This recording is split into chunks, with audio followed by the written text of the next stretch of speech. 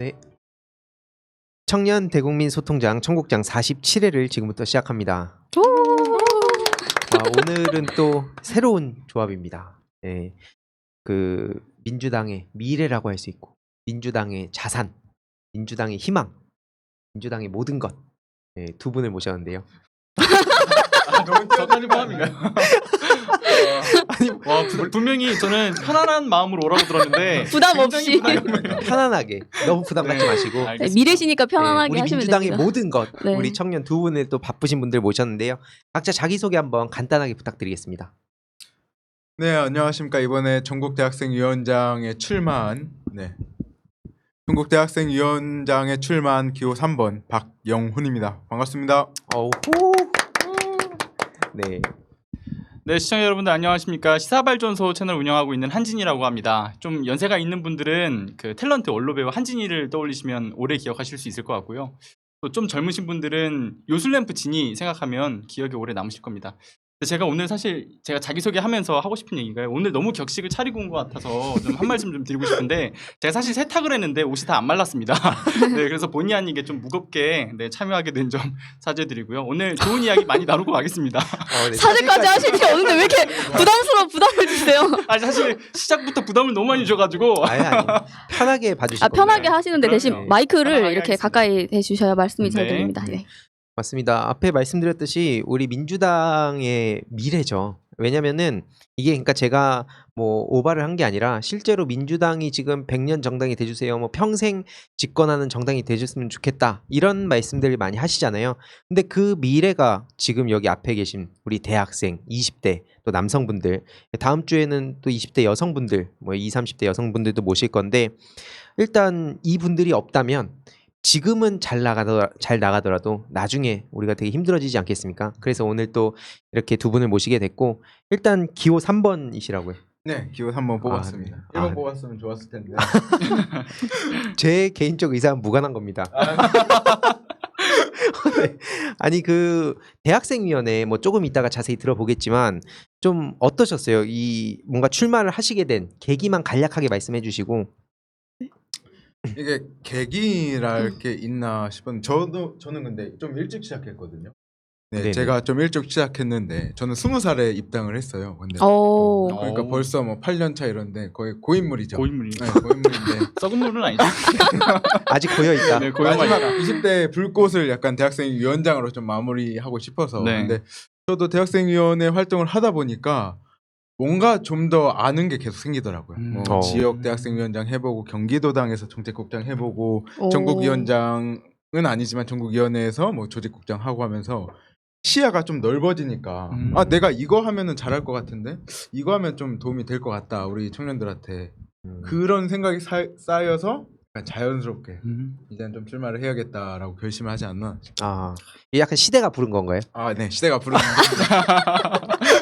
좋습니다. 이따가 또 뭐 예를 들어서 대학생위원회, 뭐 청년위원회, 뭐 이게 또 구분이 잘 안 가시는 분들이 계실 수 있어서 좀 이따 어떤 차이가 있고 또 어떤 공약을 걸고 계신지 제 개인적 의사와 무관하게 여쭤보겠습니다.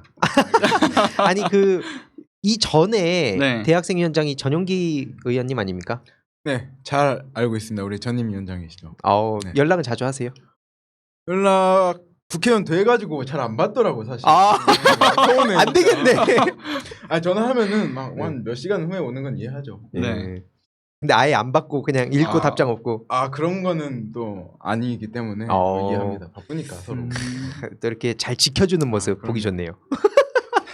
아무튼 좀 이따 지켜주는 거 맞아요 지금? 아닌 것 같아요. 잘 지켜주고 네. 있습니다. 네. 아무튼 조금 이따 자세한 얘기 한번 들어보도록 하고요. 일단 네. 뭐 본격적인 주제에 좀 들어가 보도록 하겠습니다. 네, 일단 저희가 이 시사발전소 우리 한진희님 얘기를 먼저 들어보려고 하는데요. 일단 유튜버시잖아요. 네, 그렇죠. 네, 어떤 유튜브 하시는지 좀 한번 좀 화면 같이 띄우면서 구독 아직 안 하신 분들 위해서 좀 소개할 시간을 드리겠습니다. 네, 소개할 시간을 주셔서 감사합니다. 뭐 보시는 바와 같이 저는 좀 남녀노소 누구나 좀 쉽게 접근할 수 있는 시사 방송을 하고 있고요. 그리고 무엇보다 개혁에 초점을 맞춰가지고 저도 뭐 촛불의 하나로서 이렇게 보탬이 되고자 시작을 해서 지금 진행을 하고 있습니다. 근데 사실 뭐 시사 관련된 방송을 먼저 시작했던 것은 아닙니다, 사실. 아. 네, 뭐 희두님이 더 잘 아실 거라고 생각을 하긴 하지만요. 원래는 법률 방송을 했었고요. 오. 법률을 좀 남녀노소 누구나 쉽게 좀 설명하는 진입장벽을 낮춘 뭐 법을 좀 쉽게 설명하는 방송을 하자 시작을 했던 것이 같은 맥락에서 이제 그 촛불 전국을 맞이하고 탄핵 정국을 맞이하고 난 이후에 역시나 마찬가지로 시사도 진입장벽을 좀 낮춰보고자 하는 그런 의미에서 시작을 했습니다. 저도 많이 배워가는 입장이고요. 네, 이게 지금 유튜브로 보시는 분들은 화면에 나오는 걸 지금 보고 계실 텐데요. 이 지금 보면은 윤석열 검찰에 대해서 굉장히 디테일하게 많이 들어가고 있어요. 여기서 뭐 굳이 이렇게 깊게 얘기할 필요는 없지만 어쩌다가 이렇게 시사에 관심을 가지게 되셨어요, 처음에?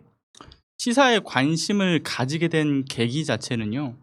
그러니까 뭐 사실 정말 최초로 들어가서 법을 시작하게 된 계기랑 맞물리거든요. 사실 어찌 보면은 기득권층에서는 법을 너무나 잘 알기 때문에 흔히 얘기해서 미꾸라지처럼 잘 요리조리 피해 나간다고들 하잖아요. 그래서 법미꾸라지라는 그런 표현들도 등장을 했고.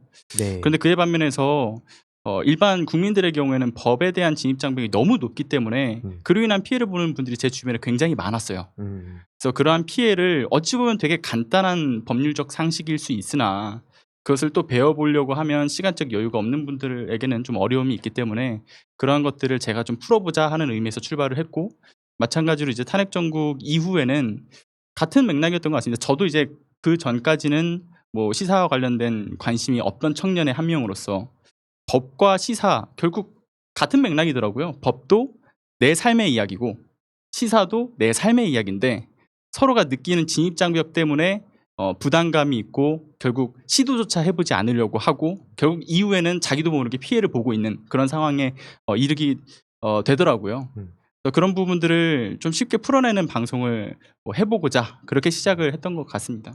처음에 원래 법은 어떻게 전공이 법 네, 쪽이신가요? 법학이 전공이었는데요. 네, 사실 법 공부를 어릴 때부터 쭉 해오다가 와, 4살 때부터요? 4살보다는요. 정확하게 얘기해서는 14살에 대학을 들어가서 법 공부를 14살 했습니다. 어떻게 네. 돼요? 출마하시나요 혹시? 아 왜? 천재까지요? 갑자기 출마까지 천재 이어지는 천재세요? 건가요? 신동이네. 와. 와. 아닙니다. 이게 쉽지 않아요. 그러니까 저도 예전에 아프리카 TV 좀 젊은 친구들이 많이 보는 콘텐츠 그 플랫폼이잖아요. 아프리카 TV에서 또 열심히 활동하면서 저랑 어떻게 보면 취지가 비슷했던 것 같아요. 예를 들어서 이 정치 이야기를 먼저 하기보다는 다양한 이 관심사, 청년들이 좋아하는 관심사에 정치 얘기를 녹여내자 하고 같이 예전에 출연해서 이것저것 같이 재미있게 시도도 하고 했는데 그렇죠. 확실히 그쪽 세계 쉽지 않죠. 사실 그 희두님의 흑역사도 남아 있긴 한데요. 제가 비공개를 일단 잠깐 걸어놨습니다. 감사합니다. 그거 공개하면 안 돼요. 제가 한때 이제 청년들한테 관심을 좀 유도해 보고자 정말 말도 안 시사와는 전혀 관련 없는 복불복 토론이라는 걸 했었거든요. 정말 말도 안 되는 주제를 가지고 예를 들면 뭐 닭이 먼저냐 달걀이 먼저냐 네 이런 가벼운 주제로 시작을 해서 시사 문제로 접근해보자 이렇게 시작을 했던 건데 그때 최대 희생양은 사실 희두님이었죠. 치면 간장 막 뿌리고 오나요? 간장은 안 뒤집어 그 정도 쓰셨는데 타격을 받았어요. 가발을 좀 쓰시고 네, 오. 그랬었죠. 네. 좋은 경험이었습니다. 이건 따로 메일로 받는 걸로. 제가 보내드리겠습니다. 네.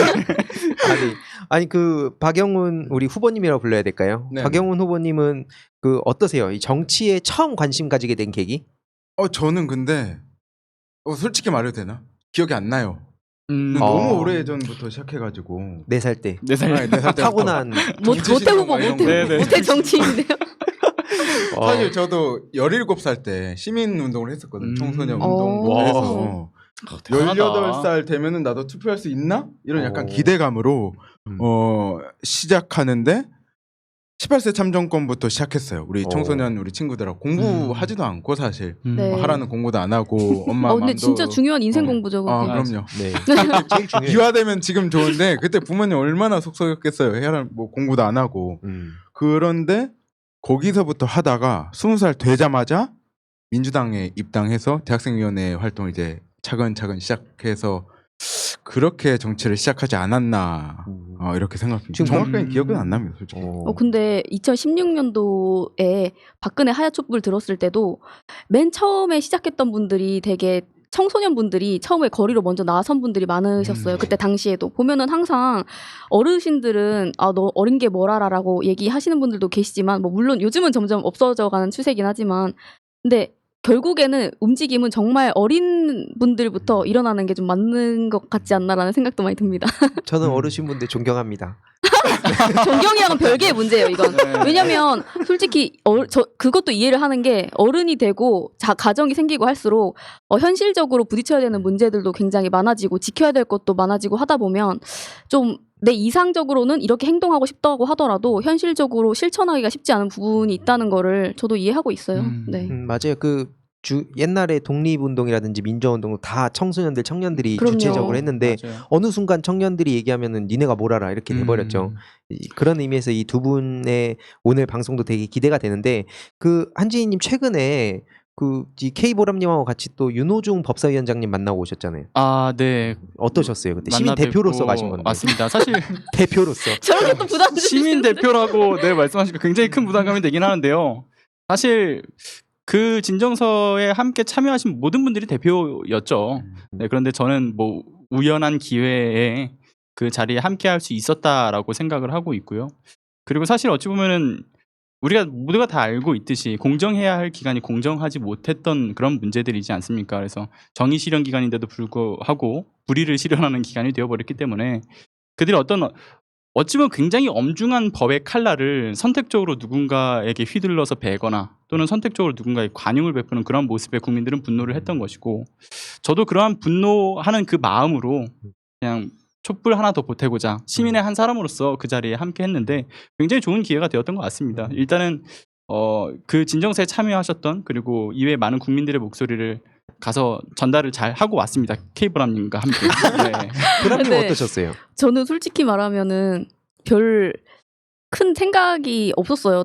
저는 원래 항상 그런 거 세월호 때도 그렇고 서명 있으면 하고 그런 스타일이거든요. 근데 저희를 거기로 안내해 주셨던 분께서 해주신 말씀이 이거를 기명으로 이 서명을 받다 보니까 어떤 분들께서는 근데 이 검찰 조직이라는 거에 개혁을 촉구하는 서명을 하셨다는 게 부담스러우셔서 나중에는 본인의 이름을 빼달라고 하신 분들이 계시다고 들었어요. 그래서 저는 그렇게까지 깊게는 생각을 못했던 건데 이게 심각한 일이구나.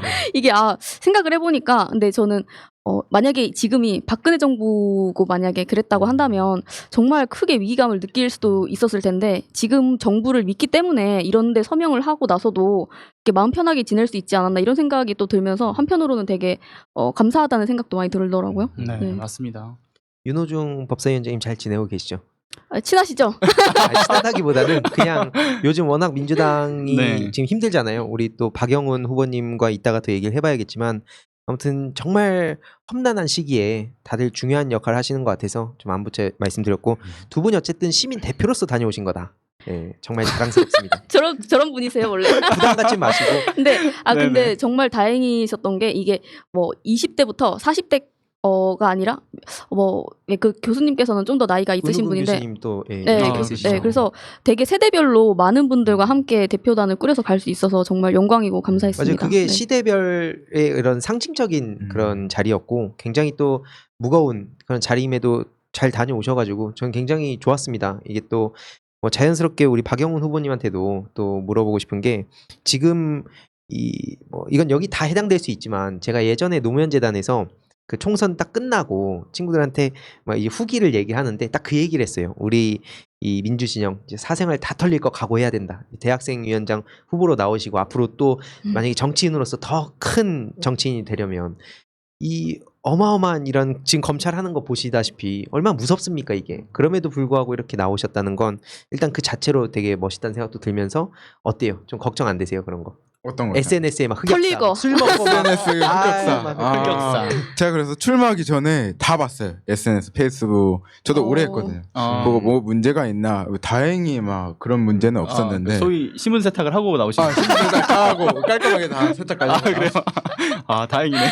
근데 이게 민주 진영에만 유독 엄격한 게 있어요. 그러니까 예를 들어서 뭐 저도 당연히 정말 잘못된 건 잘못된 거지만 이게 없는 죄도 만들어내잖아요. 그런 점에서 아까 우리 한진이 그 유튜버님 네네. 불러야 될까요? 한진희님께서도 그런 부분을 지적해 주신 건데 아무튼 뭐 선택적 수사, 뭐 기소뿐만 아니라 오늘 또 선택적 공정에 대한 얘기도 좀 해보지 않을까 싶습니다. 이게 공정에 대한 화두가 굉장히 중요한 만큼 맞습니다. 예, 공정 뭐 자연스럽게 이야기를 넘어가 보도록 하겠습니다.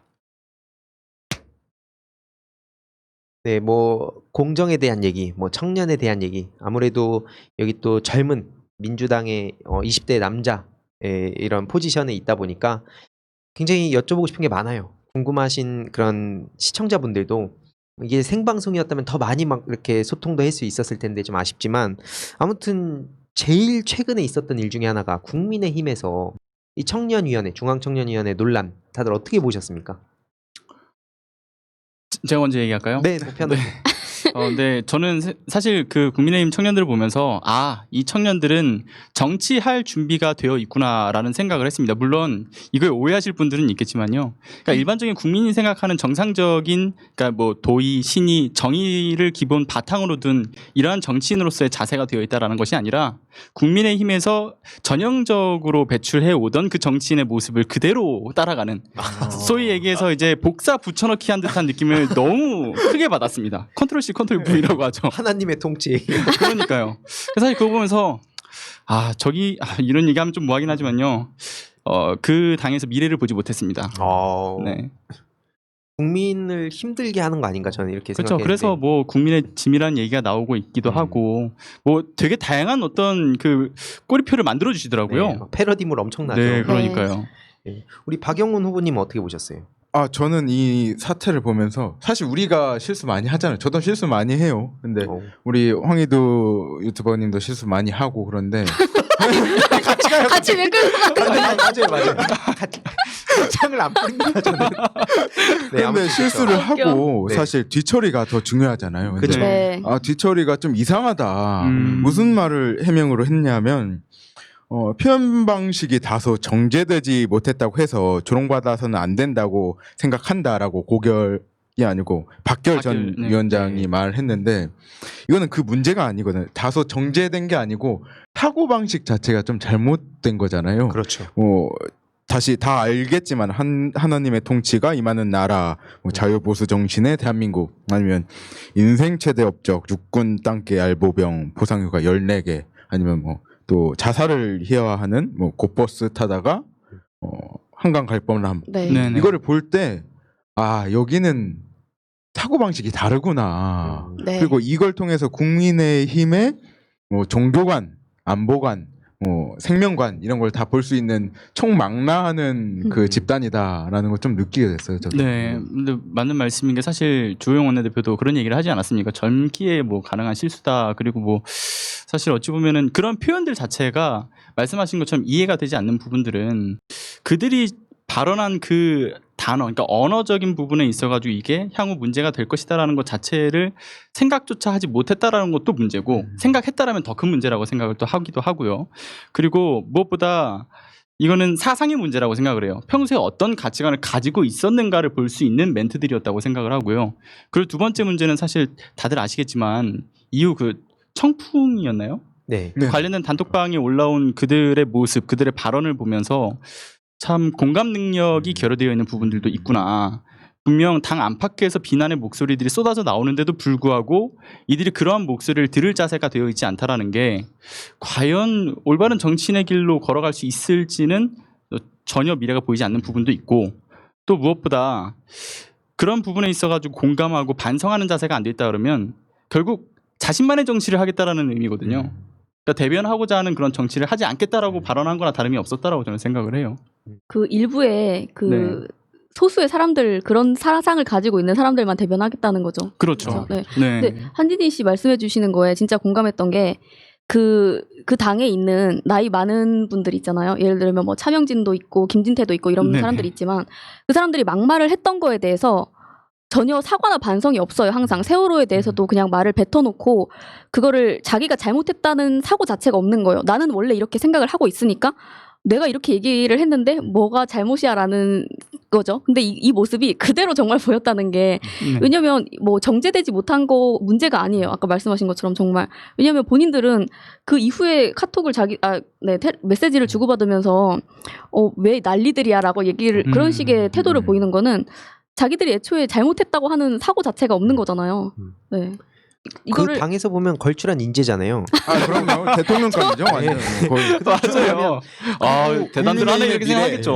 맞아요. 그렇죠. 거기에 미래예요. 그리고 이게 일베의 맥락에서 쭉 이어보면 이해가 가요. 그들이 그렇게 분노한 이유도 맥락도 이해가 가고 일베나 DC 감성으로 그걸 한 거잖아요. 거기서는 굉장히 막 센스 있고 그러니까 평소에 노무현 전 대통령님 그리고 뭐 민주진영의 인사들을 조롱하고 막 깎아내리는 뭐뭐 했노 이런 거 쓰면서 되게 B급 감성이고 되게 센스 있는 거고 실제로 그걸로 경쟁을 하면서 따봉을 받으려고 하는데 문제는 이게 일반 상식적인 국민들한테 전혀 와닿지 않지만 오히려 그들은 이들이 중심이 돼서 그런 걸 지적하는 사람들 오히려 꼰대라 그러고 그러니까 그 맥락 속에서 자라고 그 환경에서 자란 아이들의 관점이라고 한다면 저는 충분히 자기네들이 진짜 완벽했다. 이 대중의 어떤 소통이나 이런 여러 가지 감각을 캐치했다라고 생각하고 있을 테고 네. 그게 이제 딱 공개가 됐는데 막 과도한 욕을 먹으니까 왜 그러지? 이제 이건 이들의 입장입니다. 그러니까 그렇게 돼서 전혀 반성하지 않는 그런 모습을 보인다 생각하고요. 저는 그래서 계속 얘기하지만 지금 민경욱 씨도 거기서 영웅으로 만들고 있잖아요. 네. 그러니까 일베를 끊어내지 못하면 국민의힘은 절대 미래가 없어요. 그러니까 어차피 근데 저도 일베에 대한 문제는 하루아침에 해결되진 않지만 결국에는 일베로 컸고 일베로 인해서 망한다. 그 내분이 일어날 수밖에 없다 생각을 하고요.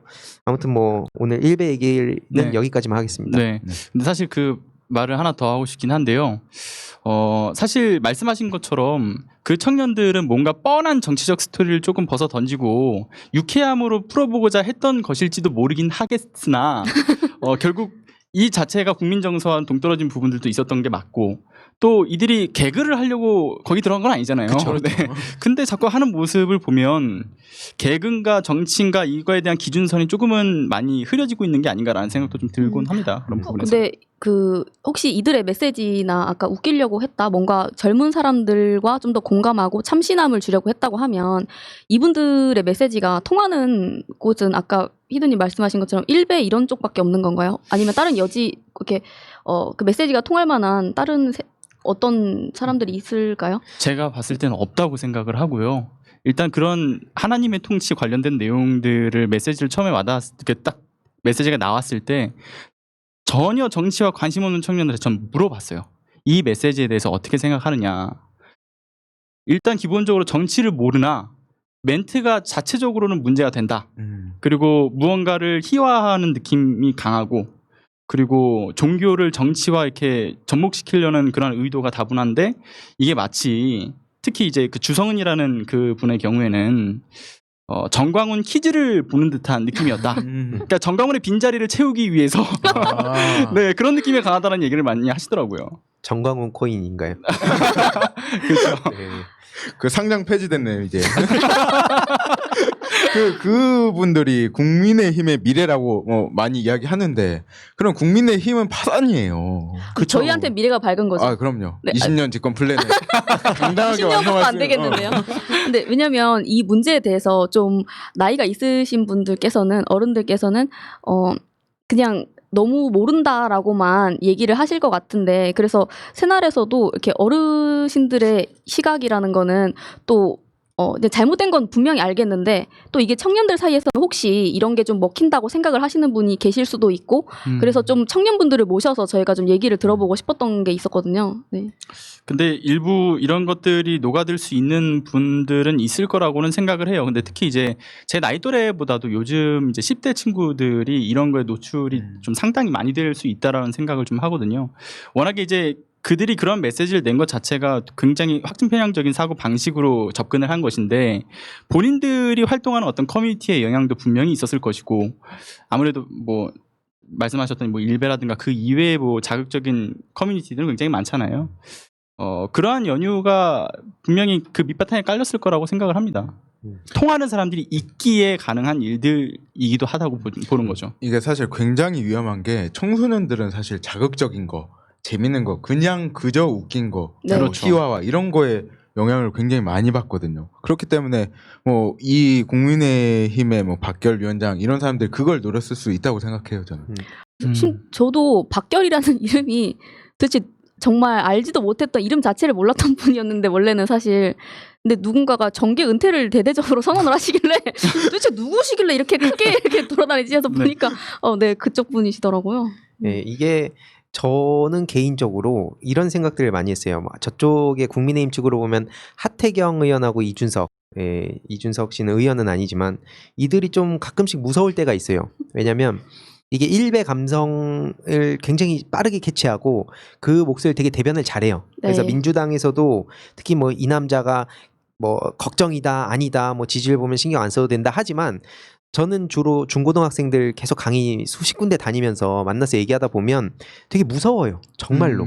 이게 단순히 이게 저도 아까 뭐 웃고 이게 되게 비판도 많이 하고 했지만 이런 어떤 감성 아까 박영훈 후보님 말씀하셨듯이 이 기저에 깔려 있거든요. 자극적이고 재밌고 혹은 막 성적인 거 이런 거는 기본적으로 깔려 있기 때문에 이 본성을 그들이 되게 잘 파고 들어가지고 네. 그걸 정치적으로 막 메시지를 스며들게 하고 그래서 저는 일베뿐만 아니라 이미 뭐 어플이라든지 청소년 청년들이 하는 각종 커뮤니티 뭐 인사이트 위키트리 이런 데 다 퍼져 있어 갖고 전 되게 무섭다는 생각이 들어서 그래서 오늘 여기 나오신 두 분의 이 향후 행보도 되게 중요하다 이런 네. 말씀을 좀 드리고 싶고요. 청년 하면은 지금 자연스럽게 얘기 안 나올 수가 없는 게 이제 공정이잖아요. 그동안 뭐 보수 대 진보, 뭐 좌파 대 우파, 민주 대 독재 뭐 이런 여러 가지 프레임들이 있었는데 지금은 좀 희한한 공정이긴 하지만 어쨌든 공정이라는 게 되게 중점적으로 논의가 되는데 좀 두 분이 생각하는 공정 과연 뭐 어떤 부분이 뭐 불공정하다고 느끼는지 뭐 어떤 우리가 앞으로 이 시민들이 어떤 공정을 외쳐야 되는지 특히 청년들의 입장에서 좀 얘기를 했으면 좋겠어요. 네, 일단은 그거죠. 뭐 보병으로 갔다가 뭐 일반물자 관리병으로 간다든가 또는 뭐 의경으로 들어갔는데 코너링을 잘한다는 이유 하나만으로 네 경찰청 차장 부속실인가요? 그쪽으로 또 갔던 그런 친구들도 그렇고 그러니까 어쨌든 이런 병역 특혜와 관련된 그러니까 부모 찬스를 통해서 병역 특혜로 들어간 친구들이나 또는 그런 게 있죠. 음주운전을 해서 사고를 냈는데 운전자를 바꿔치기 하고 결국은 특가법상 처벌이 충분히 가능한 사건이지 않습니까? 그런데 집행유예 받고 마약 밀매를 했는데 또 집행유예를 받고 이런 것들이 불공정이죠. 그런 것들이 물론 청년들이 바라보는 불공정이 아니라 이 모든 국민들이 공감하는 불공정일 거라고 생각을 합니다.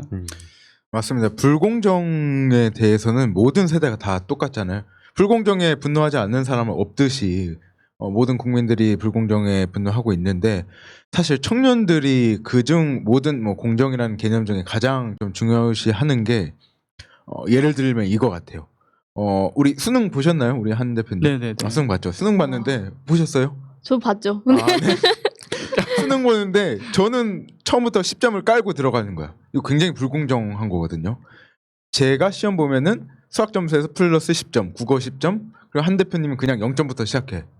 이거 굉장히 불공정한데 청년들이 느끼기에는 본인들이 어떤 사회에서 역할을 하려고 할 때 시작부터가 모두에게 공정함을 줬으면 좋겠다. 뭐 그게 부를 쌓는 거라든지 어떤 특정한 직업을 얻는다든지 뭐 한 대표님 말씀하셨다시피 군대에서 보직 이동이라든지 이런 전반적인 것 중에서 기회 공정, 기회 평등 이런 게 가장 중요하지 않나 그런 이야기 많이 하거든요. 근데 10점 깔고 가는 게 어떤 의미예요? 그냥 예를 든 거예요.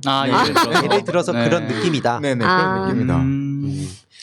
저도 뭐 이런 생각이 들어요. 그러니까 선택적 정의 막 이런 거 되게 심각하잖아요. 네. 작년에 촛불 들던 대학생들 지금 어디 갔는지 물론 뭐 코로나로 인해서 오프라인으로 못 나온다 하더라도 이게 같이 분노를 할 거면 아예 확 분노해야 되는데 근데 이런 생각은 들어요. 저들이 좀 머리를 쓴다고 하면 저들에 대입해서 생각을 해보면 분명히 앞으로 이 공정에 대해서 뭔가 새로운 지형을 만들어가지 않을까. 그러니까 기존에 뭐 보수 진보로 나눠갖고 이런 것도 더 이상 요즘 청년들 청소년한테 안 먹혀가고 있고 그럼 이제 공정이란 걸로 파고들 텐데 그런 점에서 우리도 미리 생각하고 대비하고 그래야 되지 않을까. 그래서 뭐 아까 말씀하셨듯이 국민의힘 측 이대로 간다면 파산한다고 아까 표현하셨는데 그렇게 가게 되면 또 어쨌든 저들이 그대로 물러나진 않기 때문에 분명 여러 가지 요소들로 새로 파고들 텐데 제일 중요한 건 어쨌든 민주당이 길게 가고 튼튼하게 가는 거를 많이 바라시잖아요. 그런 의미에서 이 박영훈 후보님 이번에 대학생 위원장 나오신 얘기를 또 안 할 수가 없는데 한 8년간 민주당 활동하신 거죠. 네네. 좀 8년 어떠셨어요? 그 좀 느낌들? 사실 저희가 맨 처음에 들어왔을 땐 뭘 해야 될지 몰랐어요.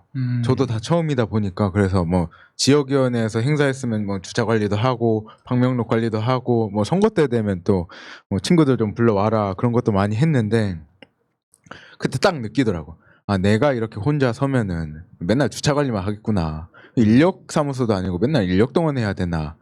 그래서 주변에 있는 당원 동지들 모아가지고 우리가 토론회도 하고 뭐 재밌는 일도 만들고 뭐 정책 제안도 하고 그렇게 오. 활동을 했거든요. 그러다 보니까 또 한 대표님도 촛불 시위 때 같이 하셨잖아요. 네네. 근데 저는 그때 깃발을 들었어요. 그 깃발 들어가 빠질 수가 없는 거예요. 네. 왜냐면 제가 아니면 들 사람이 없으니까 제일 어리고 건강하고 그래서 패딩 막 2개 입고 막 깃발 들고 있는데 누가 와요. 누가 왔는데 보니까 경기도당 대학생위원회 이렇게 쓴 깃발을 온 거야. 그래서 대학생처럼 보이니까 대학생이냐고 깃발 들고 벌벌벌벌 떨고 있으니까 한번 봅시다.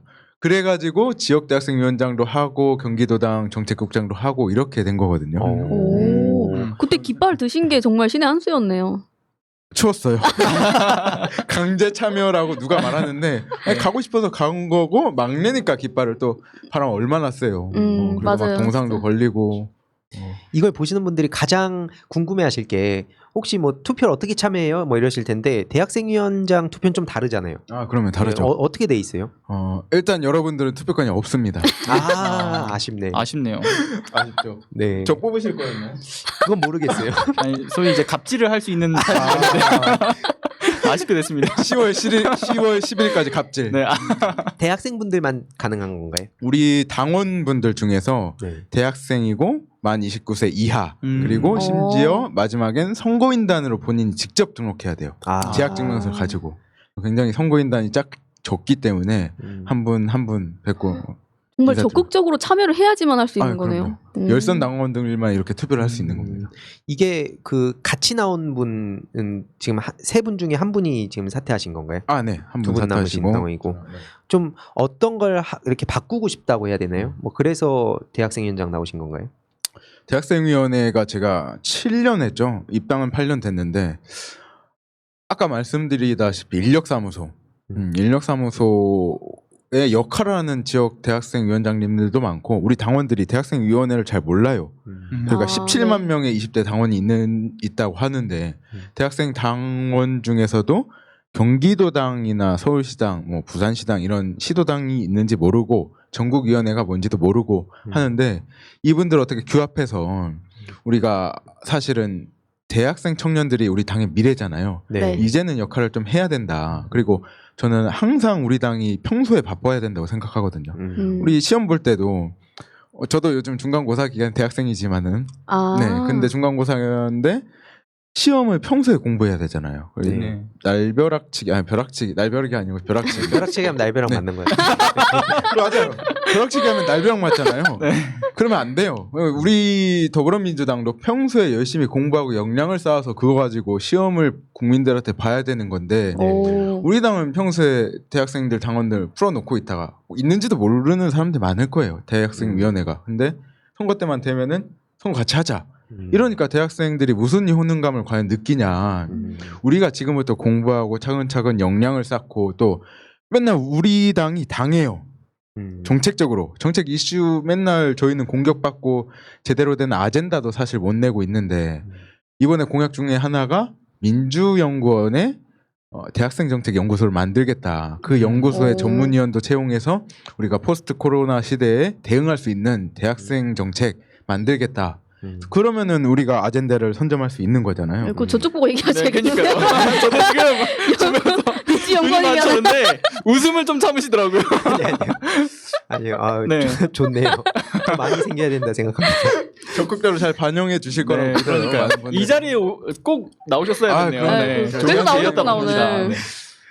네. 아니 근데 이게 꼭 그 분야에만 적용되는 게 아니라 정치 전반에서 네. 이 국민들이 이제 유권자들이 항상 생각하는 게 평소에 어디 갔는지 뭐 하는지도 모르게 세금 받아가다가 선거 때 또 나오면 또 표 달라고 찍어달라고 이렇게 그때 와가지고 손잡아주고 시장 돌아다니고 하는 게 굉장히 안 좋게 보시잖아요.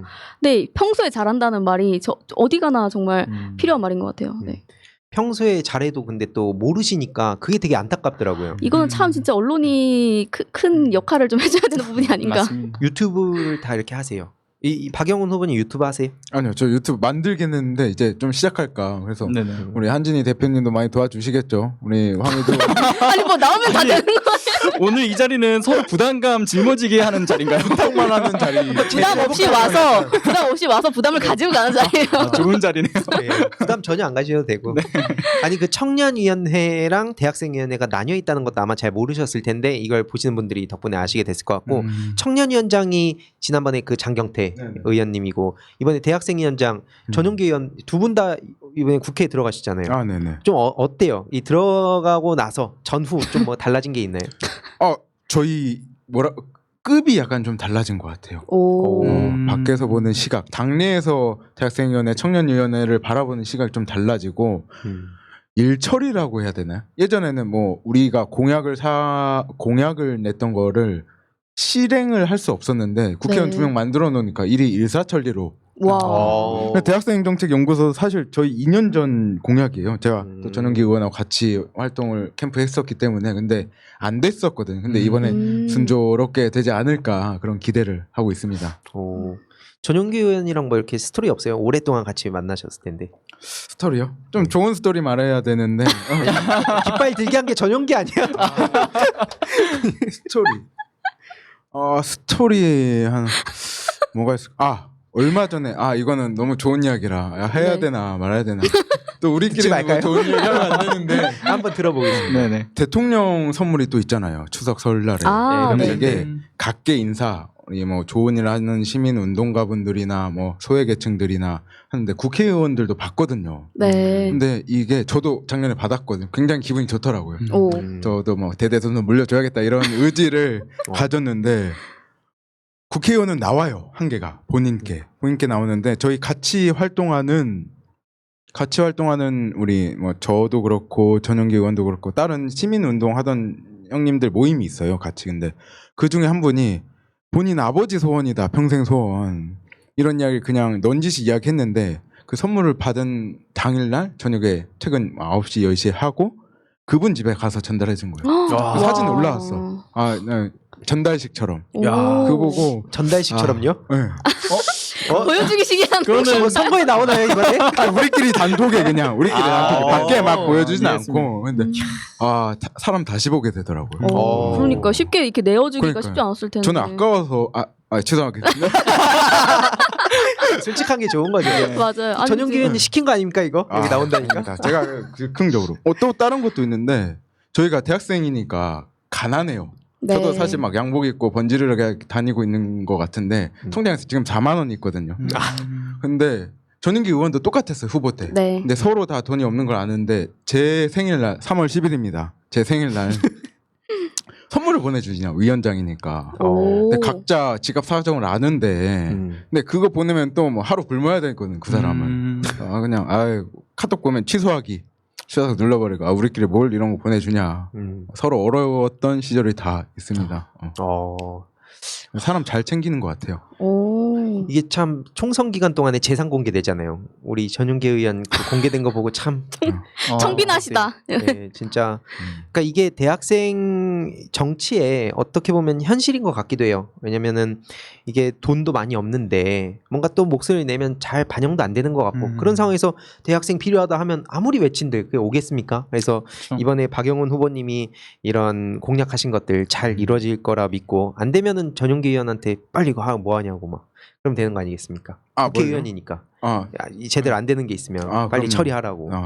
혹시 한진이 이 시사발전소 우리 유튜브 네. 한진이님은 좀 어떻게 보셨어요? 이 얘기 좀 들으면서 이 민주당의 대학생들 네네. 이런 현실 밖에서 또 유튜버로 활동하시지만 혹시 나중에 또 시대가 부르면 어떻게 될지 모르는 거 아닙니까? 언제 부를지 몰라요.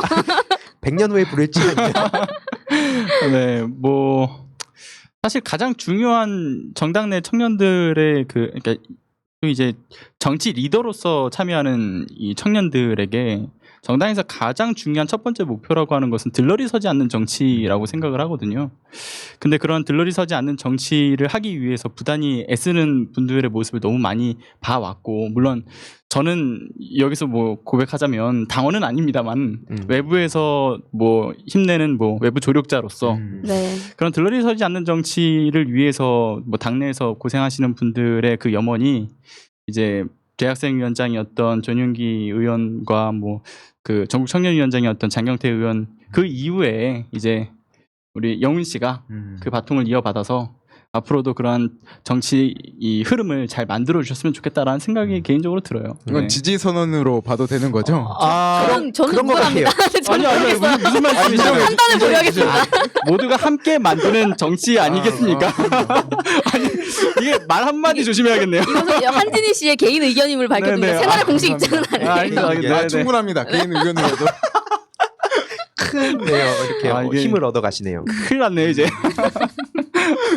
아니 그 진짜 이걸 보시는 분들도 그런 생각 많이 드실 것 같아요. 되게 막 반응도 좋을 것 같고 특히 훈훈하다. 뭐 특히 대학생들을 놓치게 되면 결국에는 중간 다리가 끊어지는 거다 보니까 이 역할이 굉장히 중요한 것 같고 자연스럽게 이 다음 좀 전반적인 우리 공정에 대한 이야기뿐만 아니라 좀 청년들의 다양한 이야기들 좀 이어가 보도록 하겠습니다.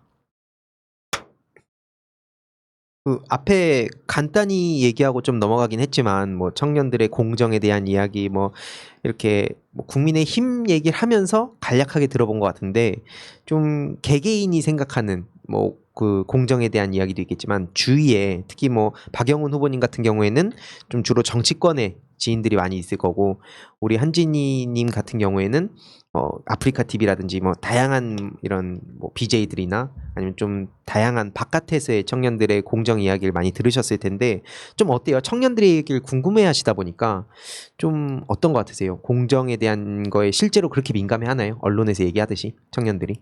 제일 민감해요. 진짜로. 청년들이 왜냐면 요즘 다 힘들어요. 네. 청년들이 저도 그랬지만은 태어나자부터 경쟁이었거든요. 네. 저는 심지어 중학교에서 고등학교 갈 때도 시험 봤어요. 오. 경쟁하고. 비평준화 학교 졸업하고 또 수능 보고 수능 보니까 뭐 어디 면접 가면 또 경쟁해야 되고 사실 많이 지쳤거든요. 근데 거기서 뭐 어떤 힘에 의해서 뭐 누가 더 잘 된다 이건 용납할 수 없거든요. 근데 요즘 보면은 또 이야기했는데 윤석열 우리 검찰총장의 장모님이죠. 장모님이 뭐 뉴스 보도에 보면은 뭐 5달 만에 뭐 56억을 플렉스했다. 뭐 이런 플렉스. 그 어디 건물의 그 채권이라고 해야 하나요? 그 걸려는 채권을 구입해서 5달 만에 56억을 플렉스했다 하는데 이거는 사실 청년들 입장에서 보면은 본인들이나 다른 일반적인 사람들 할 수 없는 일이거든요. 뭔가 권력이 있거나 뒤를 봐주는 사람이 있어야만 이게 가능한 일인데 이런 거에 많이 분노하는 것 같아요.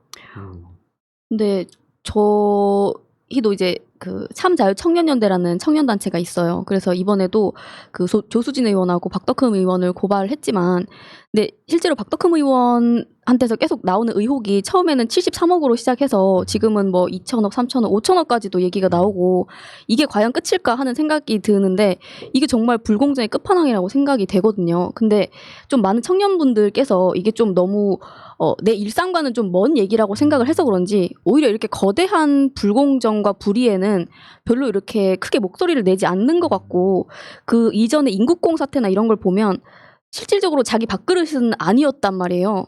자기가 이게 그 직무가 달랐잖아요. 근데 그럼에도 불구하고 마치 내가 내 건데 내 걸 뺏어간 것 같이 이렇게 불공정을 느끼는, 이건 좀 어떻게 설명할 수 있을까요? 그거를 여기 설명하자고 하기엔 엄청난 네. 이거는 너무 지금 해결할 수 굉장히, 없는 네, 방대한 내용인데 왜냐면은 저는 분명 이게 제대로 된 공정의 문제가 논의되어야 되는 문제라고 생각을 하는데, 언론에서는 계속해서 이게 청년들이 화내는 문제야라고 자기들이 원하는 문제를 가지고 와서 청년들을 팔일을 하는 것 같이 저는 많이 느껴질 때가 맞죠. 많거든요. 근데 그 인국공 문제나 이런 것도 보면은 분명 그 문제 불만을 느끼는 청년들이 있을 거예요. 그리고 오히려 나랑 너무 먼 문제보다는 가까이 있는 거에서 좀 더 위기감을 느끼고 좀 여유가 없고 아까 말씀하신 것처럼 경쟁 사회에서 계속 살다 보니까 그래서 그런 부분에 좀 더 반응할 수도 있지 않나 이렇게 생각을 하는데 네, 이게 왜냐면 저도 좀 왜 이 문제에 대해서는 공정 얘기가 나오지 않고 이 문제에 대해서는 왜 나오지라는 생각이 한 번씩 들 때가 있거든요. 네, 그래서 사실 이게 언론이 만드는 프레임이라고 저는 생각을 하거든요. 언론이 본인들의 입맛에 맞게 어떤 거는 이슈에 띄우고 어떤 거는 이슈에 띄우지 않고 또 언론이 특정 직군이나 이런 거에 대한 이미지도 씌울 수 있다고 저는 생각해요. 예를 맞습니다. 들어 언론이나 미디어, 영화가 사실 좀 특히 심하다고 생각하는 게 영화에서 혹시 국회의원이나 정치인 선한 사람으로 나온 사람 본 적 있으세요? 저는 단 한 번도 없어요. 근데 그 애초에 지금 국민 여러분들께서 정치인에 대해서 많이 불신하고 있는데 계속 나쁜 사람, 또 검찰도 계속 나쁜 사람, 뭐 국회의원 하면 무조건 나쁜 사람. 얼마 전에 그 거짓말을 할 수 없는 그 영화도 있었잖아요. 국회의원이 네. 솔직 무슨 후보였죠? 네, 그런 영화도 있듯이 정치는 무조건 나쁜 사람이에요. 그렇게 프레임을 씌워가는 것 같아요. 그래서 정치에 더 불신을 만들고 혐오를 만들고 그렇기 때문에 결국에는 전체 국민들이 정치는 못 믿는다. 사실 정치가 예전보다는 많이 깨끗해지고 그랬잖아요. 우리 정치자금법도 많이 발전하고 있고. 그래서 언론도 불공정 공정 문제에 대해서 본인들이 프레임을 만들고 있지 않나. 인국공 사태도 결국에는 다른 불공정한 사례가 너무나 많은데 어떤 특정 뭐 사람들이나 뭐 그것들을 공격하기 위한 프레임이 아닐까라는 의구심을 많이 들어요. 네.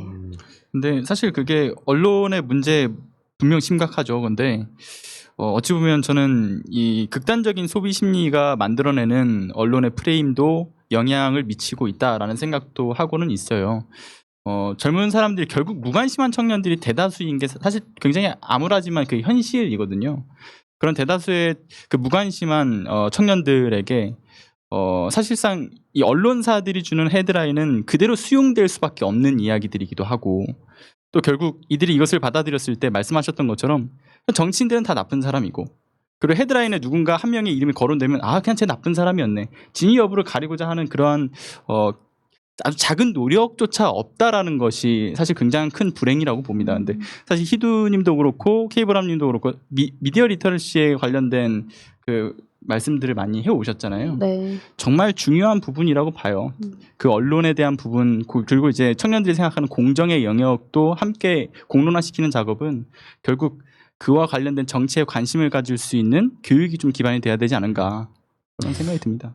네, 왜냐하면 많은 사람들이 좀 평등하게 사는 거를 원하는데 저는 실질적으로 평등이 안 되기 때문에 기회가 평등한 이 공정이라는 게 굉장히 이슈가 좀 되지 않았나 하는 생각도 해보거든요. 왜냐하면 다들 평등한 거는 공산주의인데 그거 실질적으로 안 되는 거잖아요. 근데 이게 그러다 보니까 아까 말씀하신 것처럼 누군가가 나보다 조금만 더 깔고 가는 것 같은 느낌이 있으면 왜냐면 내가 생각할 때 쟤랑 나랑은 평등한데 실질적으로 평등하지 않다 이렇게 생각하면 거기에서 오는 이 박탈감? 네, 그런 게 많이 생기는 것 같더라고요. 그렇죠. 요즘 막 상대적 박탈감 얘기도 많이 나오고 저도 네. 뭐 이게 정말 많은 분들하고 이런저런 얘기를 해봤을 때 특히 그 최근은 아니고 몇 년 전에 이제 서울대 뭐 교수님, 사회학과 교수님하고 일베에 대한 얘기를 좀 했었어요. 전 꾸준히 일베 쪽을 모니터링도 하고 제 주위에 친구들이 아무래도 그쪽 BJ들이 많다 보니까 그거에 영향이 너무 크다는 거를 바로 옆에서 지켜보다 보니까 이거를 해결 못하면 나중에 큰일 나겠다 싶었는데 그 10년 전 얘기거든요. 네. 근데 뭐 핵심만 좀 얘기를 하면 아까 말씀하셨듯이 그 과도한 경쟁의 그 결과물 중에 하나가 아닌가 생각해요. 뭐 그래서 언론 말씀도 다 공감하는데 특히 그 경쟁에 너무 찌들어 있다 보니까 뭐 스펙 쌓고 자격증 따고 취업하고 또 그다음에 무한 경쟁의 시대다 보니까 어느 순간 여유가 없어지고 내가 공동체 의식도 중요하지만 일단 내가 살아야 남들도 뭐 도와주든 말든 한다는 인식이 뿌리 깊게 어렸을 때부터 박혀 있고 그러다 보니까 이게 또 잘못되게 뭐 약자들 뭐 배려하고 아까 뭐 점수로 비유하셨지만 10점 주면 쟤 뭔데 10점을 주냐 같이 나도 힘들다 하면서 그게 점점 각박해지는 게 아닌가 해서 저는 교육개혁이 너무나 시급하고 이제 근데 지금 사회를 봤을 때 이번에 그 의대생들, 전공의들 네. 사태라든지 뭐 여태까지 지금 검찰, 뭐 사법부 기존에 되게 공부 1등 소위 말해서 이 엘리트들 이들이 되게 주목을 받고 이들이 뭔가 대한민국의 미래를 이끌어갈 주역들로 비춰졌지만 저는 이 암기 위주의 교육의 시대가 저물어가고 있다고 네. 저는 생각하고 있습니다. BTS, 페이커 얼마나 자랑스럽습니까? 맞습니다. 진짜 그러니까 이렇게 시대가 변해가는 거는 그 흐름을 빨리 캐치하는 뭐 정치권에서도 그렇고 정치권이 제일 느린 것 같아요 솔직히. 네. 근데 정치권에서 빨리 캐치를 해가지고 이쪽에 투자도 많이 하고 이런 토양 자체를 바꿔야 되는 시점이 아닌가. 뭐 솔직히 서울대 나왔다고 해서 세상을 막 좋은 쪽으로 가는 건 아니잖아요 이게. 근데 뭐 말씀하신 영역들 되게 다양한 영역들이 나왔지만 굉장히 이게 복합적인 요소라고 생각을 해요. 어느 한쪽만의 문제가 아니라 사실 말씀하셨던 것처럼 제가 뭐 BJ 활동도 했었고 또 지금 유튜버로서도 활동하고 있고 뭐 같은 뭐 방송인으로서의 역할이긴 하지만 다양한 분들의 의견을 들으면 들을수록 그분들이 결국 피부에 와닿는 주제에 대해서만 공정과 불공정에 대해서 논하시거든요. 근데 결국 이분들이 그 이외에 자신과는 다른 세상의 이야기라고 치부하는 영역대의 그 불공정에 대해서 관심을 갖지 않는 이유는 결국은 이 정치의 영향도 크다고 생각을 해요. 정치인들이 만들어내는 그 불공정 때문에 정치에 대한 혐오감을 만들게 되고 정치에 대한 혐오감이 생기니 결국은 자신과는 다른 이야기에 대해서는 그냥 무관심하게 되는 그런 상황까지도 뭐 가는 게 아닌가라는 생각이 드는 거죠. 약간 진짜 말씀하신 것처럼 아까 쭉 다들 말씀하셨는데 예를 들어서 막 5천억, 1조 이러면은 이게 안 와닿잖아요. 내 삶에 그럼요. 내가 아무리 돈을 벌어도 5천억은 그렇죠. 내가 내 거가 아닌데 뭔가 예를 들어서 5천만 원 이러면 내가 열심히 노력해서 뭔가 벌 수 있는 돈이고 이러면 뭔가 내 기회를 다른 사람이 뺏어간 것 같고 약간 그러다 보니까 더 몰입하게 되는 것 같아서 그런 점에서 저도 그 지니님 그 활동하셨던 것처럼 이게 정치를 좀 더 쉽게 장벽을 낮추고 다양한 이슈들을 알기 쉽게 전하는 게 되게 중요하다 이런 생각을 좀 많이 했었는데 쉽지는 않은 것 같습니다 확실히. 어렵죠. 음. 굉장히 어려운 영역대라고 생각을 하는 게 뭐 다들 아시겠지만 언론이 굉장히 친절하지가 않잖아요. 네. 사실 뭐 어떤 사건이 터지면 A, B, C, D 이렇게 순서대로 다 나열해가지고 그 설명을 쭉 해주면 좋겠지만 이 기자들이 어쩔 수 없는 자신의 어떤 기사를 조금 더 많은 이 노출 빈도를 높이기 위해서 결국 그 매니아층들만 공략한 D, 뭐 F, 뭐 이런 식의 그 스토리에서 마지막 정점을 찍는 것만 다루기 때문에 결국은 장벽이 계속해서 높아질 수밖에 없는 것 같아요. 그래서 이제 유튜버들, 이제 스피커들은 그 전후 과정들을 다 다루려고는 하는데 네. 막상 다루려고 하면 이것도 쉽지가 않은 것 같아요. 관심이 없는 여러 타깃층을 상대로 해야 되다 보니까 계속 앞에 설명했던 걸 똑같이 설명하다 보면 노출빈도 또 줄어들 수밖에 없거든요. 맞지. 그러니까 그런 되게 딜레마에 빠져 있는 것 같다는 생각이 들어요. 이제 언론 개혁 같이 하시겠어요? 언론 개혁해야 된다고 생각하고요. 좀 이게 사실 저희 뭐 구독자도 별로 안 되지만 그런데 시사발전소 사실 언론사로 등록이 되어 있어요. 오. 그러니까 소위 이제 기레기라고 평가받는 그 기레기 중 한 명이라고 생각을 하고요. 기레기가 되지 않게 하기 위한 그 흐름을 만들기 위해서 열심히 노력하고 있습니다. 오. 줄여서 뭐라고 불러야 돼요? 시사 발전. 너무 길어서.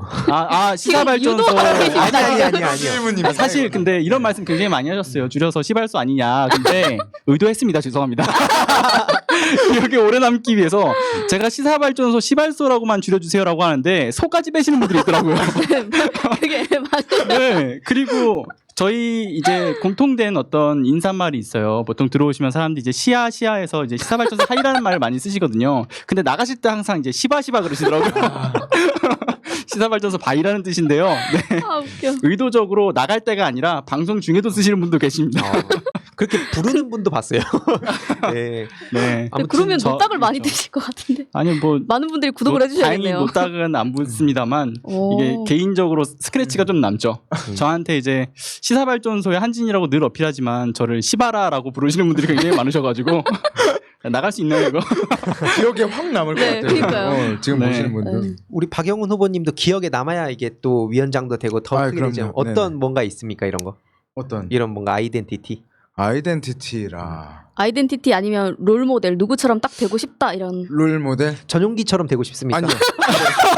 아니 아까 미담 그렇게 하시던데 갑자기 바로 이게 좀 0.1초만 달라요. 아니 정치적 아까 좋은 네네. 얘기 나올 때는 한 30초 이상을 머뭇거리시더니 바로 아니요. 아니다. 이걸 위한 미담이었나요? 먼저 좀 뛰어나야 다음에 좀. 알겠습니다. 혹시 근데- 롤모델이 그럼 두 분 안 그래도 여쭤보고 싶은 게 롤모델 자연스럽게 롤모델. 이번에 청년위원장 선거 같이 하잖아요. 근데 다 선배님들이에요, 솔직히. 다 친하고, 어떤 분은 학교 선배고, 어떤 분은 뭐 같은 동네 사람이고 그런데, 저는 솔직히 이번 총선 때 장경태 의원하고 같이 선거운동을 했거든요. 오. 잤어요, 거기서. 네. 그 옆방에서. 잤는데, 사실 밖에서 만나는 거하고 좀 다르더라고요. 뭐가 다르냐? 뭐 안 좋은 소리는 아니고, 좀 더 인간적인 모습을 네. 좀 보게 된 것 같아요. 오. 좀 봤을 때 사소한 딱딱해 거를. 보였는데 막상 보니까 이게 인간적이다. 예. 막 밖에서 볼 때는 사실 그냥 동네 형각. 밖에서 봤을 때 동대형인데 안에서 보니까 근데 딱딱한 이런 막. 잘 챙기더라고요. 이중적인 아. 거죠. 밥 먹었니? 좀 더 이렇게 친근하게 안 얘기를 피곤해? 해주시는. 이러고 오. 내가 들까? 근데 이런 분이었나? 근데 그분의 자주 이야기를 하잖아요. 네. 그분이 뭐 민주당에 뭐 16년, 17년 한 과정을 계속 본인도 좀 해주고 싶었는지 계속 이야기를 하더라고. 할아버지가 손주한테 이야기하듯이. 나 때는 말이야. 하셨는데, 근데 그거를 계속 듣다 보니까 나도 이렇게 하고 싶다. 나도 한 15년, 16년 민주당 안에서 좀 배우고 해가지고 민주당 안에서 성장한 정치인이 되고 싶다. 그래서 오. 또 본인이 대학생 위원장 출신이에요. 초대 대학생 위원장 출신입니다. 장경태 의원이. 그래서 저렇게 민주당 안에서 활동하고 성장해서 결국에는 결실을 얻는 지금 또 의정 활동 굉장히 잘하고 계시잖아요. 네. 그래서, 그 청년위원장이셨지만, 네, 장경태 의원께서는 본인이 10몇 년 해서 배지를 한번 달았는데, 근데 본인 제2의 장경태가 나오면 안 된다. 다른 분들은 이렇게까지 하지 않고 청년들이 좀 더 정치에 나서기가 이렇게 막 10몇 년씩 하지 않아도 좀 더 이렇게 국회에 좀 더 들어올 수 있게 돼야 된다고 얘기를 하셨는데, 그런 거에 대해서는 청년 정치에 대해서 좀 어떻게 생각하세요? 본인이 그런 힘든 과정을 겪었으니까 약간 네. 연민이나 이런 걸 많이 느끼시는 것 같아요. 동생들한테도 요즘 잘 다 도닥여 주시고 그러는데 청년 정치가 지금 청년 유권자가 1,500만 명 정도 되잖아요. 근데 청년 국회의원 해봤자 13명, 지역구 6에 비례대표 7명이거든요. 근데 이거를 따졌을 때 3점 몇 %밖에 안 돼요. 솔직히. 근데 이 국회의원들 가지고 1,500만 명을 대변해라. 이거는 약간 기형적인 구조거든요. 그래서 네. 저는 개인적으로 청년 공천을 좀 더 늘려야 된다. 저 달라는 소리는 아니에요. 다음 총선 때 보겠습니다. 아닙니다. 이거 오해가 될 수 있기 때문에 저도 뭐 장경태 선배처럼 길게 보기 때문에 근데 확실한 거는 청년 국회의원들이 많아져야 된다. 청년 국회의원 우리 당에 몇 명 없잖아요. 또 민주당에. 네. 그쵸. 그분들이 실수를 하면은 대서특필이 돼요. 또.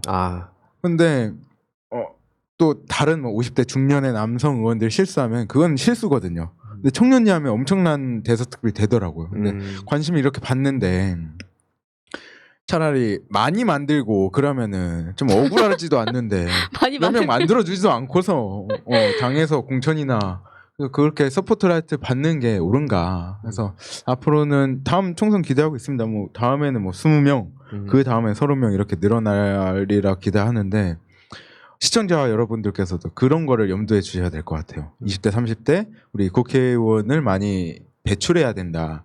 그래야 우리 청년들의 미래가 있고 또 더불어민주당의 미래가 있죠. 그래요. 그렇게 생각하고 있습니다. 우리 장경태 의원님이 고생하셨던 것들 어떻게 보면은 저는 상징적으로 그의 2배를 더 노력하신 거예요. 한 30년간 이렇게 하시다가 나중에 배지 한번 다시는 거예요. 지금 저주를 내리시는 거 아니에요? 그런 청년 정치를 제가 할 수가 없어요. 그러네요. 저도 청년 정치 한번 하고 싶어요. 죄송합니다. 저도 농담이고 그 다음 총선 때는 저 여기 계신 분들이 다 배지 달았으면 좋겠어요. 왜냐하면 총선 기간 동안에 저도 이것저것 봤지만 이게 진짜 쉽지가 않더라고요. 막 각종의 이해관계도 있고 특히 지역구의 시민분들이 이걸 또 막상 반기질 않잖아요. 내 지역에 청년이 오면 얘가 좀 잘할 수 있을까? 그러니까 필요한 건 알겠다. 근데 내 지역엔 좀 이러면은 전국이 다 그렇게 생각하게 되니까 말씀하신 대로 우리 지역부터라도 좀 청년들을 환영하는 분위기를 만들어 주셔야 그리고 압박을 해주셔야 다음 국회에서 청년들이 더 들어간다 이렇게 생각하고 우리 한진희님 어떻게 생각하세요? 근데 맞는 말씀이고요. 전 사실 그 모두가 배지를 달아야 된다는 말에 그 사실 의식이 빼앗겨가지고요. 사실 그게 아니라 본인을 포함해서 하는 말씀이신가 그래가지고 이사님 그러시죠. 여기는 모두가라고 말씀하시길래 아니요.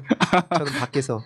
혼자만 말하면 또 사람들이 이상하게 보니까 너네도 같이 살자. 하셨나요 그럼? 네, 아니 이 짊어지는 재미가 이런 건가 봐요.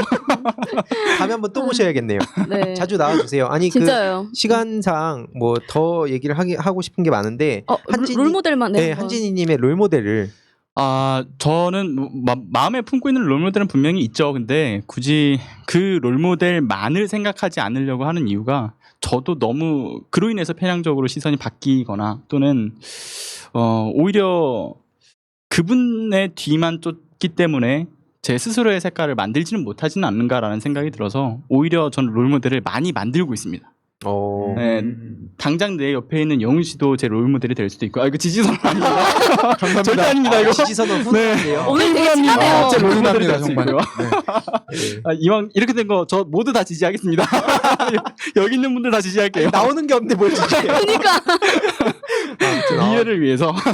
오늘 진짜 정말 시간 가는 줄 몰랐어요. 너무 재밌었습니다. 네, 너무 재밌었고 좀 자주 나와주세요. 우리 민주당에 아마 이걸 보시는 분들도 반응이 비슷할 것 같아요. 우리 민주당의 미래 소중한 자산이다 보니까 자주 나와주셔서 이런저런 얘기도 해주셨으면 좋겠습니다. 혹시 뭐 마지막으로 하고 싶은 말씀 있으신 분들 편하게.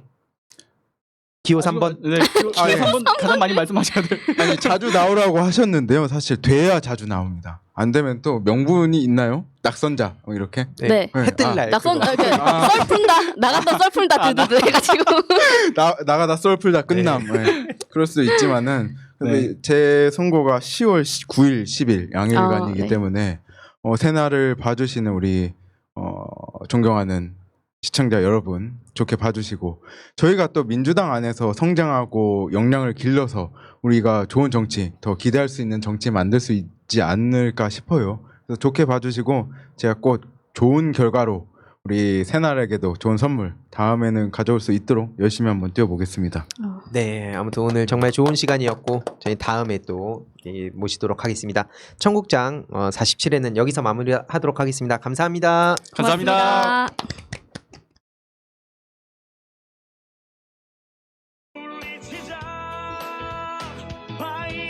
바이러스에게는 마스크가 없다. 어서 가자 바이러스보다 먼저. 그러니 내일보다 먼저 가자. 우리들의 희망을 형제이게 하자. 설령 그것이 내일이라 해도 현재로 저들을 물리치자. 바이러스에게는 마스크가 없다. 어서 가자 바이러스보다 먼저.